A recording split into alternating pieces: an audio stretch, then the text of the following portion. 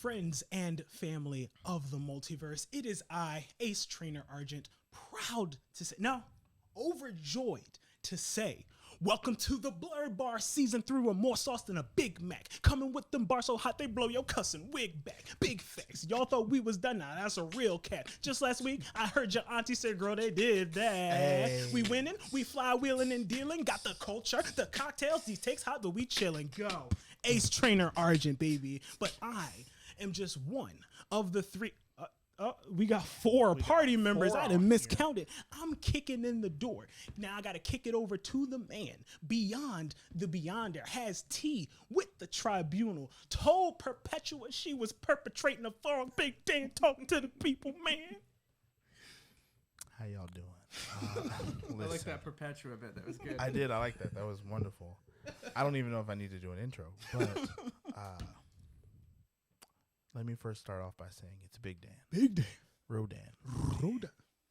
You know, a.k.a. that guy. a.k.a. the Elastic Man. Stop. a.k.a. I don't know if that's going to stick my... New season. a.k.a. Pastor Dan. You will see Pastor Dan in this season. Pastor Dan's good. The Elastic Man. a.k.a. Deacon Dan. That's another one I get. Ooh. You wouldn't know it, but, you know, I'm here.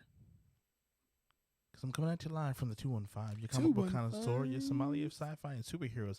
Here again to welcome you to a brand new season of Blerd Bar. My barflies. I missed y'all. Baby. And we ain't even really going nowhere because we got BNR out there. So yeah, we know y'all been watching. But y'all been watching, but I am never by myself. And before we get to Jayhawk, I just have to shout out the fact that we have a fourth party member here, a special guest. Hey. Introduce yourself, sir. How you doing? Tell us your legend. Off the top. I don't really have a tag name yet. I'm Kent Roberts. I'm here helping out because I love these guys.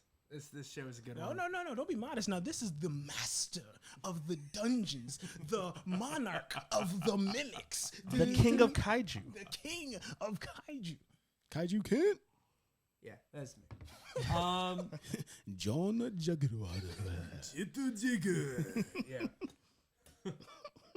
Thank you guys for having me on. It's an honor. I've been a listener and An active participant. Now an active participant. Yeah, no, it feels good, and I'm touched that you had me on. So thank you very much. That touch was consensual.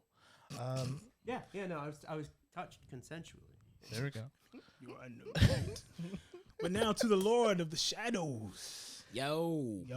What's up? Hello. I ain't got bars like Sterling at the moment, so I'm really sorry unless I go off the top. Hey. What's up? Hey. If I go off the top. This is really intense. Nah, yeah, it is. Just I don't kidding. like this. I don't like This this. is I don't an like where this energy is I going. didn't sign up for. Nah. Nah, this is like what's up? some It's your ether boy. energy. I don't want that ever. It's your boy Jayhawk. We in here, at the Blerd Bar. Come on in with some, sips and sit with us, all that good stuff. Yeah. Would you like to pick your mic stand back up, Eddie? Nah, like No. that, straight from the hand. Yeah, Okay. All right. So, welcome to the Blerd Bar. Gentlemen, we're going to just talk about, what's going on in our corners of the multiverse. Then we're going to jump right into our episode for tonight, which I will, of course, let Big Dan lead the charge on that. Okay. Well, I mean, last I talked to the podcast portion of this, because like I said, we're already doing BNR, Which I'm sure which everyone's watching. we've now separated from the actual podcast itself. So make sure you guys go out and check that out. It's on Facebook and YouTube. And let me tell you, I love BNR because I love seeing all your beautiful faces. But the actual episode, there's something special to me because I can listen to them on Spotify and all the other podcatchers while I work.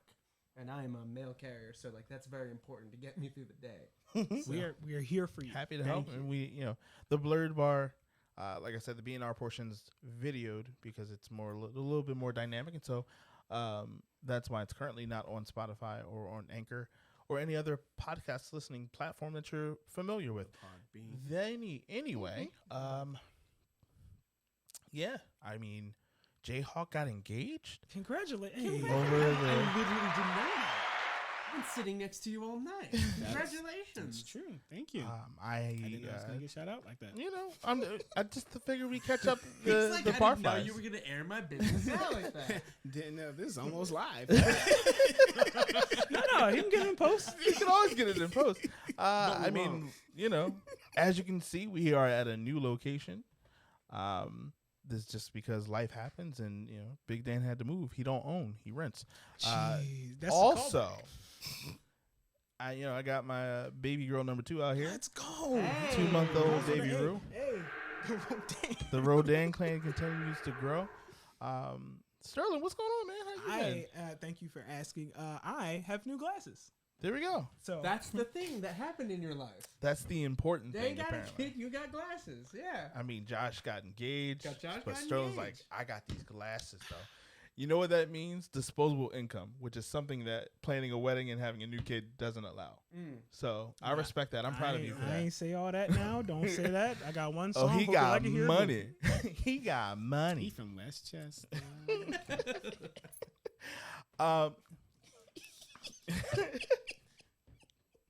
Anywho, well, that's all I have to report. So, Big Dan, what's the spirit of the evening? What are we The talking about topic today? of whenever you listen to this, but the topic at hand is the mantle of multiversal diversity. If that's not a $5 title, I don't know what is. I think that's like 15. Might be. And to really break it down, and so that way you know what we're getting into here, we thought we'd come out swinging for this season 3, episode 1, of really kind of addressing, even going a little bit deeper into what we've discussed about in other podcasts about, you know, colorism, race bending, sometimes the whole stick-to-itiveness of comic book publishers, manga, Diversity versus anime, tokenism. diversity versus inclusion. Yeah. Is it pandering? We really wanted to just kind of still unpackage that, because I feel like that's a large portion of how we still, you know, identify in it, whether or not are we being seen. We spend our money for these things, but are they like for us, right? Are we being seen or are we being marketed to? Look at him coming in He here. coming with in this here stuff. just here. I did my homework. He said, "Fight back, fight back, let him get up, let him get up." But yeah, I mean, I figured I'd throw the first question out here. Do you think when they use the multiverse, and then give us a popular name like Superman and make Superman brown, does that give him more power or less power when they use under the umbrella of multiverse theory?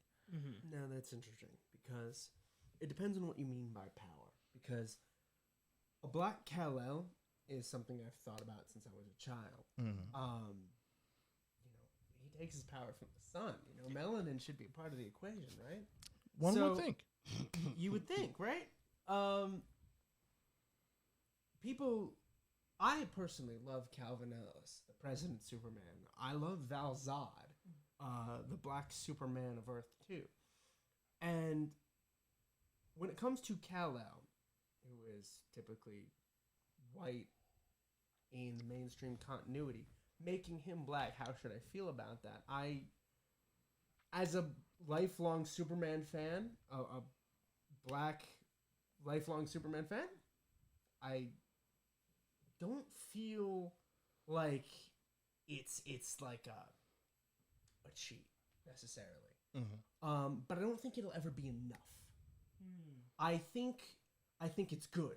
I like the representation that it would provide, but I don't think, and because I hear this a lot from other comic book fans, and I talk to a lot of other comic book fans. We want to see new characters. We want to see characters that were ours from the beginning, be brought to the forefront, and they could be. But people choose the companies that market to us choose these reliable moneymakers: Superman, Batman, Spider-Man. They pick these names because they know they will make money. I would never choose to live in a world without Miles Morales, but they made him a Spider-Man because Spider-Man makes money. Spider-Man does make money. Spider-Man will always make money. Spider-Man will always make money. That doesn't mean I don't want Miles Morales. I love Miles Morales. But he was a Spider-Man specifically. He wasn't a new character. Mm-hmm. He was a legacy character. All right, so I'm just going to jump in for a second. Sure. The argument that often was made by Stan Lee is that anyone can be Spider-Man, which is a little bit different than, say, for instance, when you get a black Superman. That was never the vision, right? Mm-hmm.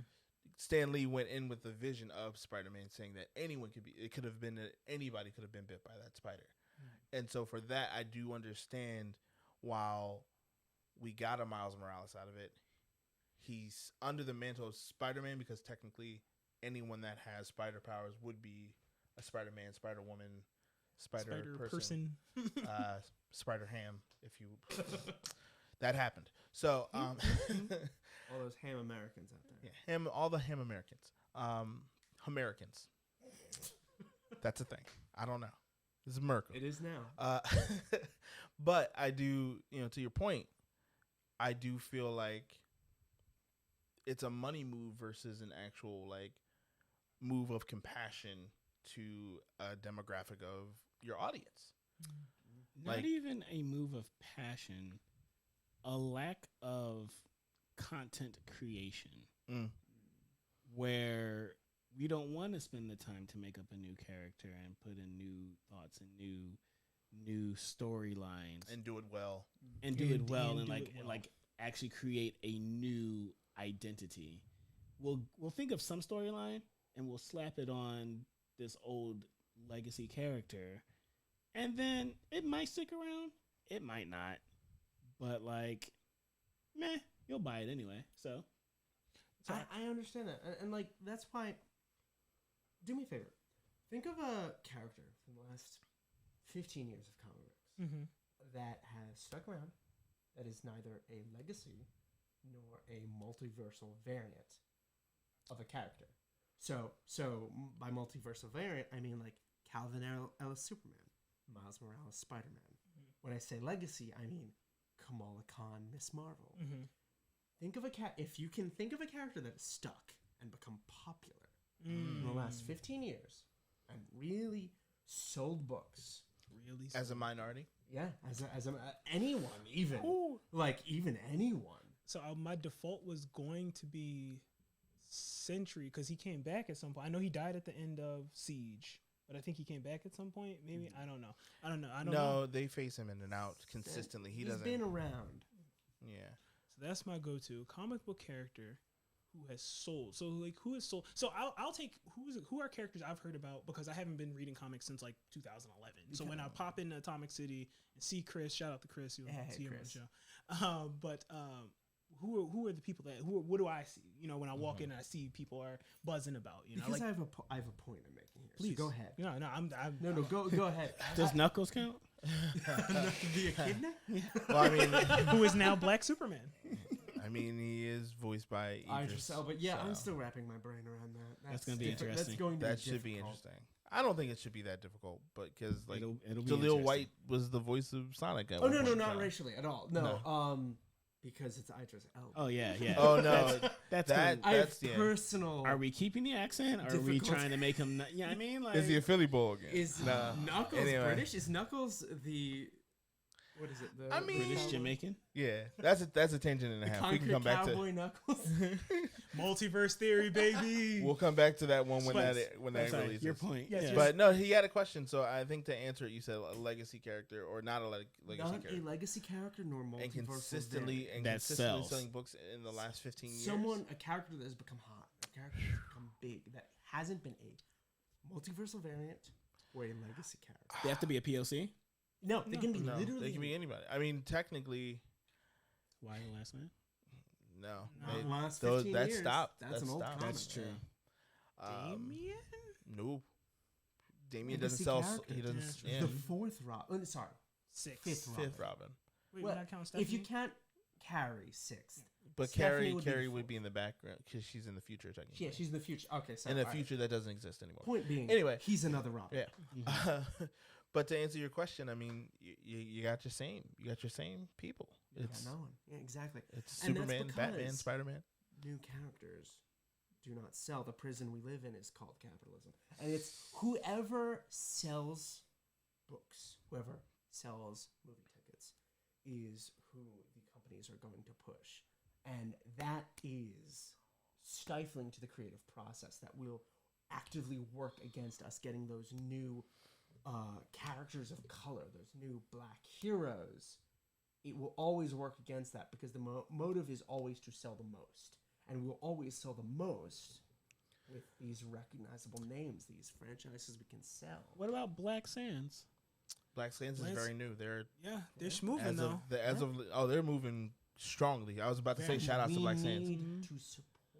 Right. And now you need to invest. And I think that's the bigger issue of it's, to me, I feel like it's beyond capitalism in a way because those people like Black Sands aren't getting, whether it be marketing or whatever, they're not getting the support. But like their stories are there, we're just not funding into them.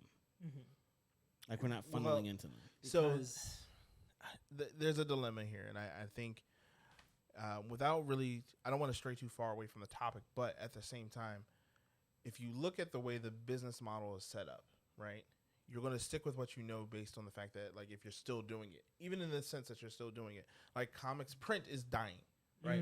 So why would I pay for a specific writer or a specific author or illustrator to pencil a comic book that I know may only sell half of what it would have in 1995, like or 1965 or 1985, like, you know. So now that it continues to decline, you won't see us in the major publishing things because everyone will buy issue 1 just to give it a shot, maybe issue 2 if the story's good enough. But then after time goes on, you're like, just give me back my Spider-Man. Like, I'm gonna go ahead and go back to my usuals. People like to rely on what is safe, what brings them comfort. Yeah, but what is it like? And we are very much straying from the actual topic, but it's like, what is that like, even if it's like the story is gripping or if it's a good enough story, Children of Blood and Vengeance or Blood and Bone. I bought that and I bought the second book. And I know I'm pretty sure there's a third book coming out apparently, but also she got, I think she got tapped the author got tapped to like make a Netflix series or something of it. So hopefully, get that Netflix money, get that bag. Yeah. But like, what is it that with a book, like even that's like a sleeper kind of a thing. Like it was big like a couple of years ago. It definitely sort of that third party dark horse candidate. Yeah. Through things like these Netflix deals, we can hopefully get more exposure. But ultimately, that is what it comes down to: is making the deals that get the most exposure. We need to buy the comics. We need to show the support for the IP. And unfortunately, this is what it comes down to: is how we spend our money. But like when we have what we want, like comics of Black characters that are our heroes that we can like represent us and also show like the kind of stories we want to tell.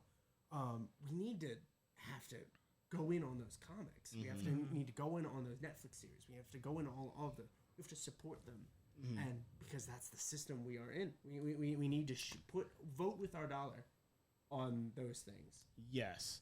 Yeah. Also, to that point, I remember we talked about, I think it was pandering or inclusion or something like that, where it was like we talked about, or let's just say the fact of dealing with Black trauma, right? And how even now we're like, a lot of people are just tired or exhausted of Black trauma and would rather not watch it. I'd rather see Black Triumph, Get out of here, bro. You invited me on. I'm only here because you invited me. Right. Anywho. With the Black trauma, and this might be a shot at the creators, I don't know, but like if your story includes Black trauma in one way, that those are the stories that we relate to, but in another way we don't want to read them. But also, if it is a story of Black triumph, Like, are we at a point now that we can actually accept it and be like, this is awesome, this is cool, I'm gonna put money into it? Or is like, that would never happen. He got pulled over. He definitely would have got pulled over by the cops. And that's fascinating because in the real world we get both. Like we do. Yeah, that's true. There's so much real defeat and trauma in the real world, and we're all familiar with that. That's true. But there is victory too, and we gotta cling to that. I have a Superman tattoo, and that's because I believe in hope. You know, that S. That's not an S. Who brought this guy? Represents hope. Because, and you know, I won't accept all of this Superman propaganda. Okay. As long as you're here, I will respect that you're a guest. Watch your mouth. That's all I'm gonna say. Watch your mouth. We'll go in on that later. He's like, point being, hope. Point Shut up. Being, there is room for both. Right. I feel like there is a part of us that needs to be expressed, and like when we criticize Black trauma, it's an overabundance. It's a too much of that. But there is a point. There's a certain amount of that we need because we identify with it, and we want to feel seen. We want our experience to be experienced by others so they know what we know. But there is a certain level where there can be too much because we deal with that in our real lives, and we want to feel the victory that we can feel. That's and powerful. it's there. It is there. So when we have heroes that rise above that, that's what really speaks to us. You can't really have victory without adversity. That's right. true. Sure. So it's just really about balancing how much suffering feels gratuitous to how much feels like an obstacle that we overcome. And we eventually always overcome. That's good to know. No, but you know, it's funny that he says that, and because I want to kind of really bring it back, but at the same time, no, because like we can always go down these rabbit holes, but at the same time, I feel like these might be points we bring up again in the next podcast, and I'd rather bring Kim back so we can talk about it some more. You know, his S for Hope kind of thing. And whatever. also Kaiju. If I could jump in, Yeah. real I'm quick an here. optimist, and I like Godzilla. Hey, I like Godzilla too. Yeah. But kind of. Bless your heart. Don't bless your heart, me. Can I speak words? Thank Speak you. words. I've Kind of enough words. Josh, you're not in the shot, by the way. Scoot in, buddy. Come on, bring it in. Come on, bring it in. We'll get this in post. Kind of to try to spin it back a little bit. I think there's no way that we can talk about the comic industry. There's no way we can talk about the manga industry. There's no way we can talk about video games without talking about what drives it. And unfortunately, it is the red dust of capitalism. And when there are certain things, and I like your point about the dissonances between, oh, that'll never happen.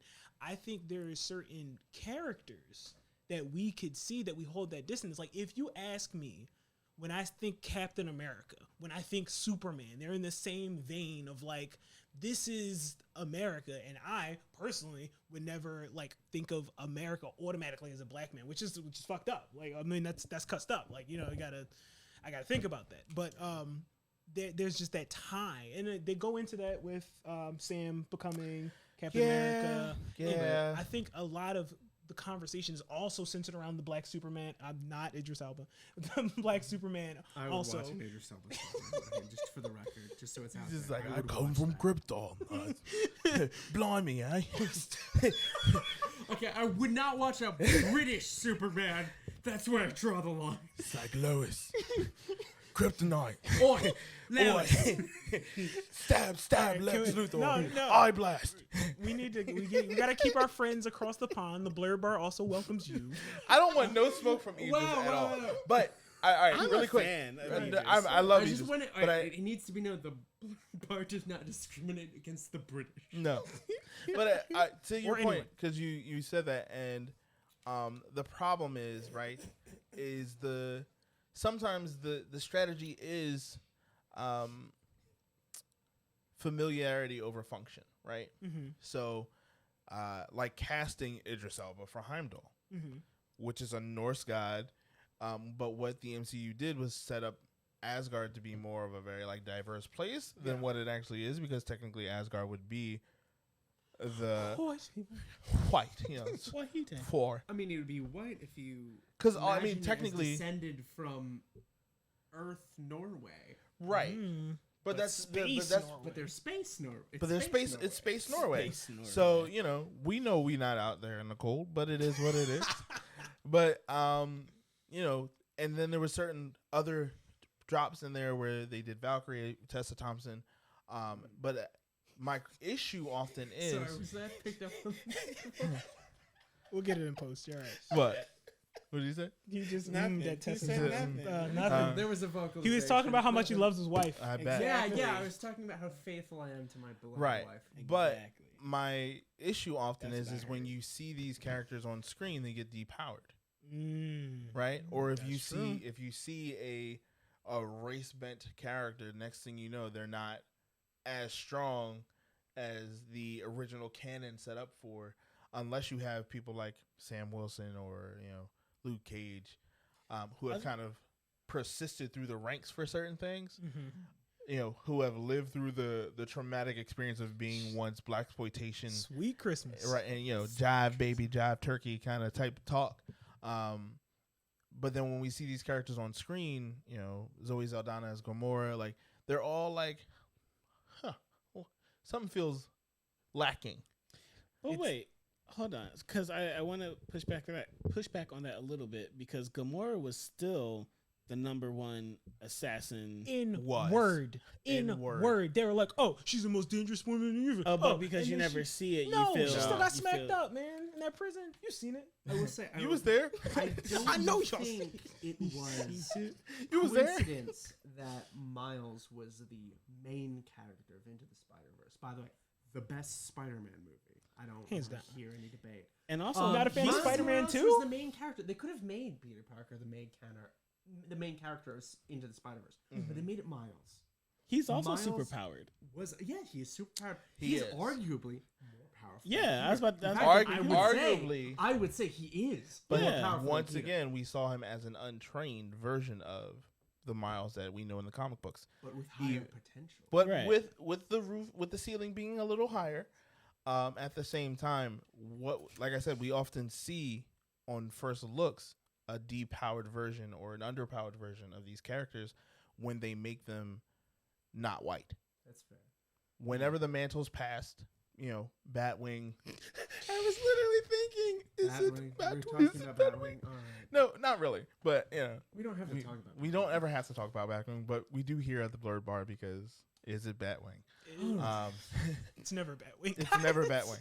Let's But start season 3 just saying it. I want better for you, Bat.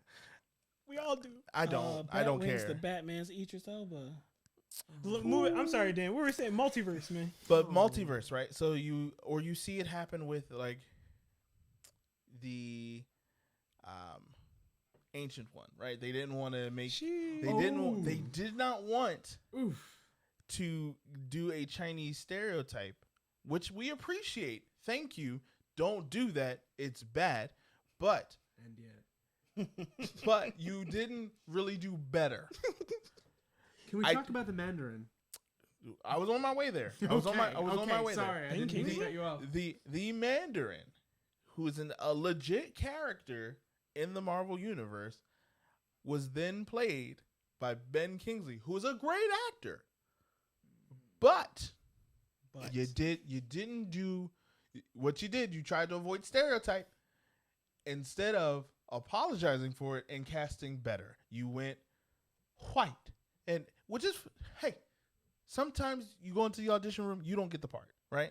True. Yeah. Sometimes the casting director is like, we just don't. But you could have got Donnie Yen.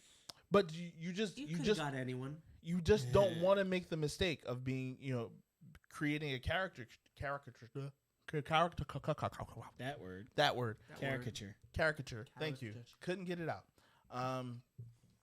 So I didn't say it right here. Yeah, but so you avoid that so far that you go so far left that then you come right back to making another mistake. Yeah.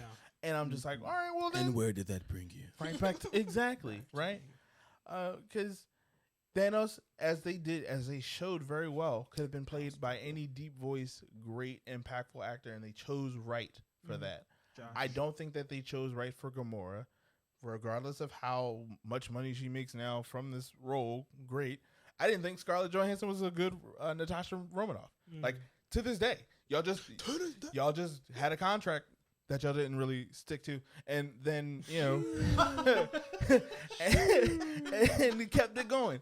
So do I feel like Anthony Mackie was the best choice for Sam Wilson? Maybe, because honestly, Sam Wilson could have been played by any short-haired, any black man with a fade. I will defend Anthony Mackie. I think he's put in a lot of work. He's done better. That's what I'm saying. Like, he got better because of this, but he stepped up. There was also people like Don Cheadle or Terrence Howard that got casted for Rhodey that I felt like you're right. There is Don Cheadle. You're like, come on, dog. Like, why do y'all do this to us? Like, because Don Cheadle comes in and literally makes the Tyrese jokes for the MCU. Like, honestly, y'all could have got Tyrese. They did not utilize Don Cheadle to the fullest extent. And I mean, but he making an MCU money. We know what Don Cheadle is capable of, and they squandered him for years. And Rhodey is the conscience of Tony Stark, which means you hear him all the time. Regardless of how you feel about it, you won't hear Rhodey in the back of Tony Stark's mind just being like, yo, be better. You know what's fascinating about that, too? Because in the original Demon in the Bottle storyline, where Rhodey came in for Tony because Tony was incapacitated by his addiction, and Tony just came when he figured his situation out and he came back and he became Iron Man again. It was just like, all right, thanks, I'm Iron Man again, and he didn't leave like Rhodey with any. There was no gesture of like, you carried this torch for me, like you kept this alive. Like there was nothing for Rhodey for having everything he did. Yeah, I mean, like, the man covered as an Avenger. Like, he was out here doing world-saving stuff. Yeah. But even then, like, right now, the War Machine of the MCU does not do the same type of work that the War Machine of the comic books does. I mean, even the War Machine of the MCU, I mean, does he even exist? Pellets. I mean, like, his legs were broken. But can't walk no more. But like for him, especially with it being the Iron Man, if you think about the Iron Man trilogy, like just Iron Man, like, or that Robert Downey Jr. is the most paid person in the MCU. Go ahead. Sorry, in Hollywood. But the fact that War Machine doesn't even, I don't know, he's not there in the same way that Scarlett Johansson is. No, I think it's a problem that Peter Parker feels like more of Tony Stark's legacy than Rhodey does. Rhodey should be Tony Stark's legacy, and we give it to Peter Parker. I feel like that's a disservice to both. Because of the money. It's the money. It is the money. I mean, they definitely the cake. Yeah, no, I feel like that's a disservice to both Peter and Rhodey. But they let Spider-Man be Tony's legacy rather than who Iron Man's real legacy is, and that's War Machine. That's Rhodey. Well, they are also setting up with they are also setting up Riri Williams. Yes. It's like, but even then, my concern is that will she actually meet the true legacy of being Iron Man's protege? Isn't she supposed to be like a genius though? Like she's even smarter than him? Like she's still not considered smarter than him. But what she did was she built her Iron Man suit in a way that he could not. If I'm not mistaken, she's like the queen of AI. He's kind of like there. If I'm not mistaken, the canonically most intelligent, like highest IQ character in the Marvel universe is Luna Lafayette. Yes, it is. The current Moon Girl. Shout out to my goddaughter Avery. I love you, baby. I call her Moon Girl. No word on when she will make her debut in the MCU, but I am bullish. So here's why she won't. Here's why she won't. The Inhumans are now in the purview of MCU. Oh, well, and for good reason, because they were really gentrifying the mutants' place. Well, that was also the intention because the money. They didn't have the was it rights? Yeah, they didn't have at the time. They didn't have X-Men's rights, so the Inhumans were going to be like here's the replacement. Psych. Right. They were like the Little Caesars when you're like I want pizza. That mean? No, they were like they were like I brought pizza. Yeah, but it's like it's hot and ready. Yeah, but is it good? It's hot It's and it's ready. and they just took the box and were like it's hot and ready. So if I could jump in here just for a little bit, just to touch on a couple of other points, right? So what I feel when I see the future states, and when I see the what ifs, and when I see the things that like what power does it have? And I know we're beating it over the head with the money, but like what power does the main continuity have? Because this is what's going to get the resources, right? This is what we're going to see more of. And I think, and correct me if I'm wrong, I think Nubia still has her thing running. Still has her right? running. She's the queen of the Amazons. And what is it that, like, I guess, so I'm looking at myself here, like, right, why do I put this main continuity above, like, oh man, that's a cool idea that I bet we'll never see again. But sometimes loops back, right? Batman Beyond at some point did have a mag, you know? I was like, oh, I never thought I would see a Batman Beyond comic. I didn't, you know? I think the fan base is what drives continuity, right?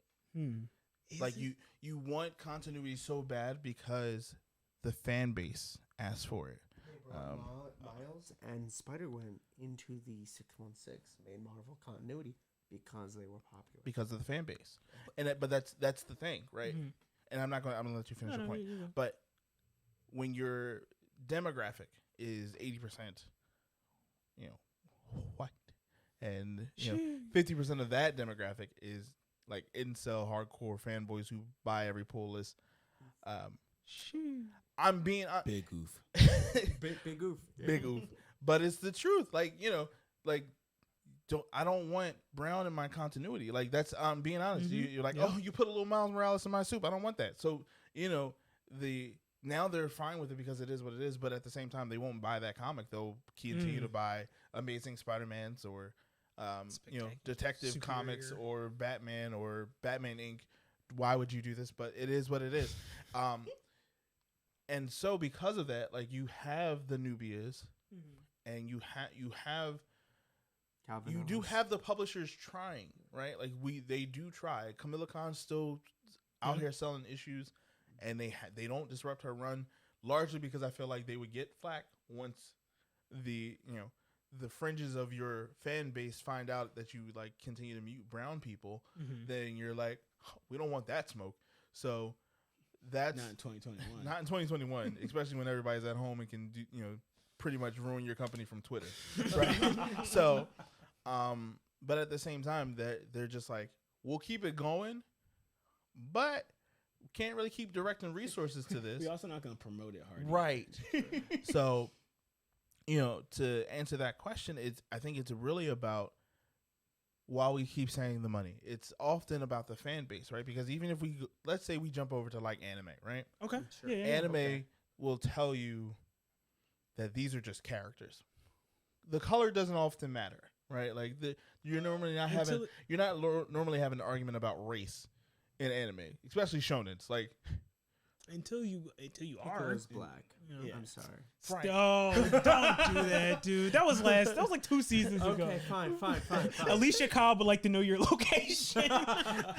But I'm just saying he was. But anime is like anime doesn't really. The color is more so for just design factor versus actual function. Unless it's tied into the. So I think here's where we're going to find the overlap, right? And this is the point that I wanted to make, because we're talking about like, okay, the fan base, and is it actually the fan base? It's a question of who is the fan base, and unfortunately, who's recognized as the fan base? Who is this perceived fan base? And then once again, we're beating it over the head, but it's the ones with paying the monies. And then it becomes very interesting when we look at it in the scope of anime, because like comic books is like, okay, who's buying the comic books? Well, the anime, is it DVD sales? Is it subscription sales? Is it like, I don't even know. I'm going, oh, thank you. I'm going to have to research that. But anyway, this overlap of like perceived, like who's the loudest that they either have, do they write things because they fear people? Do they write things because they want this to be promoted? Do they write things because like they want people to pay for this? Because it's an overarching thing when people are like, oh, you like anime, ain't that with the schoolgirls and the titties? And it's like, no, dude, it's moving work. You gotta like watch Howl's Moving Castle. Yeah. Hentai is art. I get it. I almost want to say y'all have a blessed night, but I know we haven't wrapped up this podcast. Anyway, but I wanted to say it so bad. My point being, I think we're of course we're going to come back to the black people in anime and representation. Blerd bar, Blerd balls. So my goodness, my whole point was the perceived group of who are they writing for and like what are they promoting and why, like looking at the example of like Jujutsu Kaisen, right? Amazing writing and not a black person we seen in it. Panda's black. Oh yeah. No. He's also white. He's but also he is white. black. He's also a bear. That's not my actual opinion. But I'd prefer to talk about the village hidden in the clouds. Right, Darui. Why wasn't Darui in the series from the beginning? Why wasn't Darui in the tuning exams in Naruto? Where was he the whole time?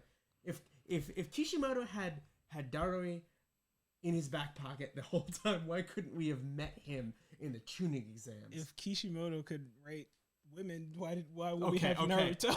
Let's not even start with Kishimoto's inability to write women. That's not where we are. We're talking about the multiverse. We're talking about taking main legacy character, the moneymakers, right? And then seeing them off as other characters and why that's less than. I feel it's less than because they're not still getting. Here's what I'm going to say.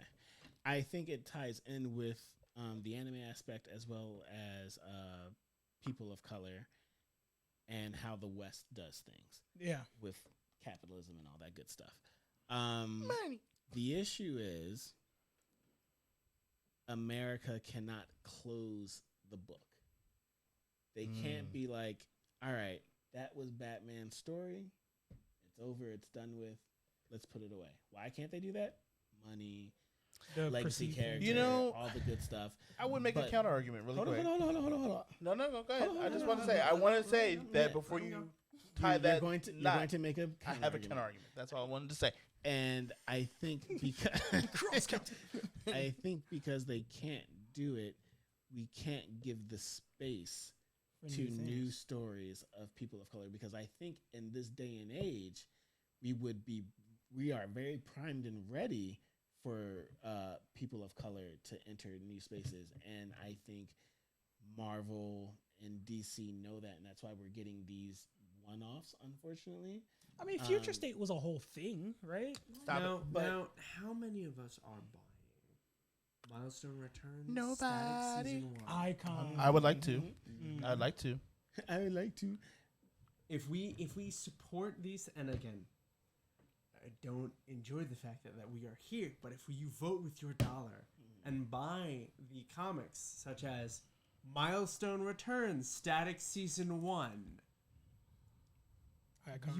they will put more money, they will put more effort towards these characters that are not legacy characters, that are not multiversal variants, that are original characters of color. You hitting the thing. Sorry. That are original characters. Naomi's getting a whole TV Naomi, show. who not only had her own comic, now not only appears in Justice League, but also is getting her own CW series. DC's pushing. That's where black folks go to die. Don't get me started on that. CW's not great. I'm just saying. That's where black comic book characters go to die. The point is they're pushing her hard, right? In the ways that they know how to. I'm not saying it's a perfect technique. They are pushing her off a cliff. They're doing what they know to push her hard. Off a cliff. Are we buying her comics?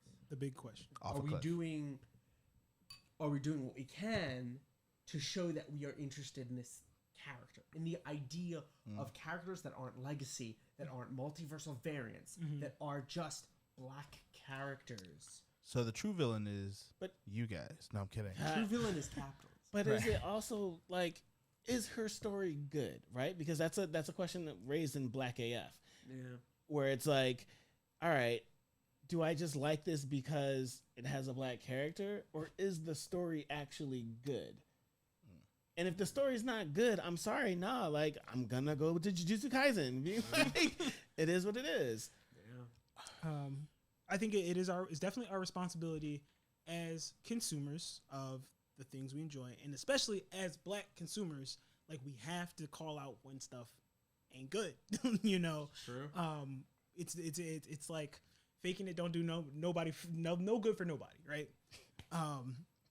In that case, I'm sorry, Big Dan, you had a counter. No. I was gonna let you finish your point. No, I was literally going wait. I was like, sometimes I just, sometimes I keep going, so I wanted to wait and actually hear what would be said. But so one really quick, the first thing I wanted to say to Josh's point, why doesn't America sometimes let go of these, characters, right? Mm-hmm. Yes, they're moneymakers. At the same time, what I've found often is a true pride of Americanism, which is, I believe, a religion that no one talks about, but Americanism, it is what it is. We often, I say we because I unfortunately have to say I'm American. That's just the reality of it. Otherwise, they'll be like, up in this, right? Or they'd be like, run, go back to your own country, and I'm like, you brought me here. Anyway, so all right, catch you guys on the next one. But maybe not. Right, maybe not. Dan's going to be staying somewhere else where he's been paying taxes. So for Kent, you're staying permanent. Yeah. Oh, I feel great being the light skin here at the table. Please get Are we getting that in post nope. or no? That's in there. We said what we said. Nah, Yeah. you house purple. It's fine. House purple.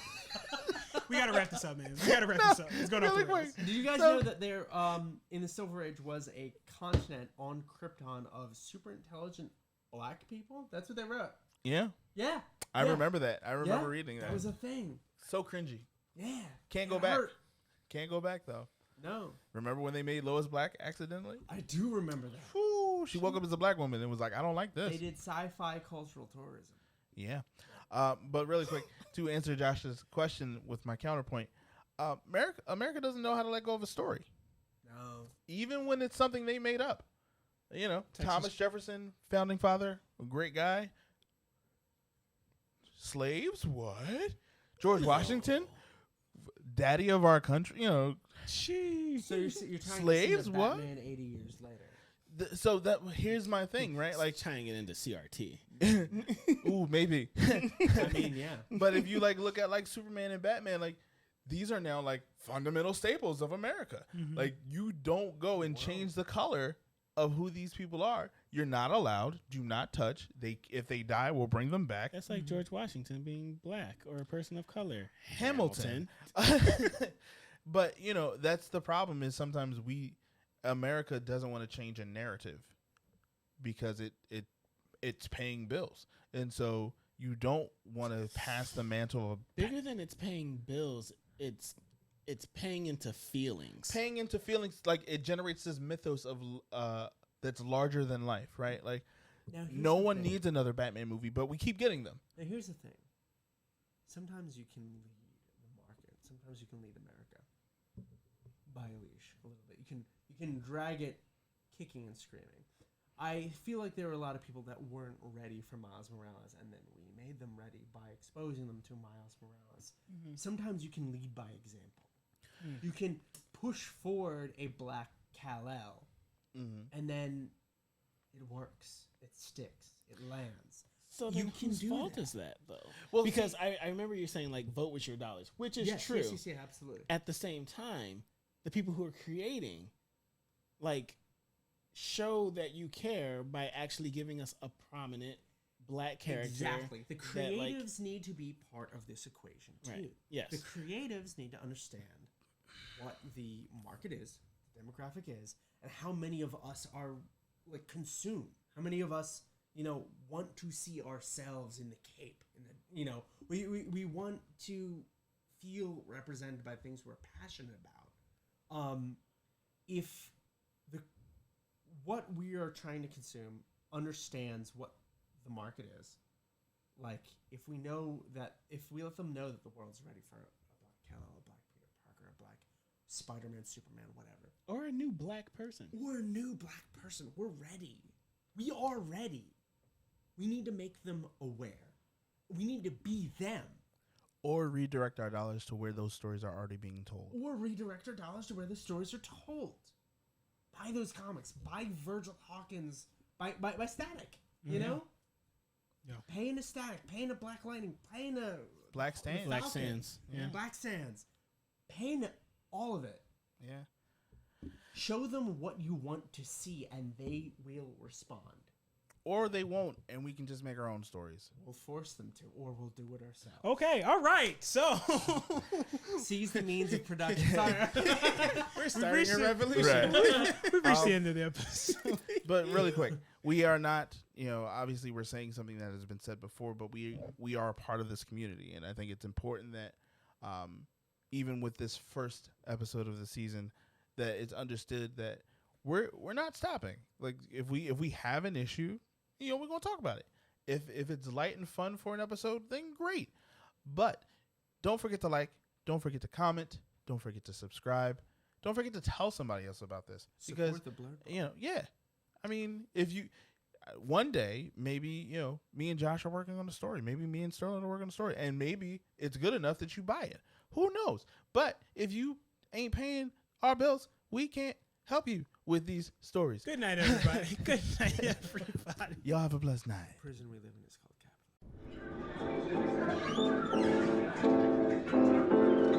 Capital.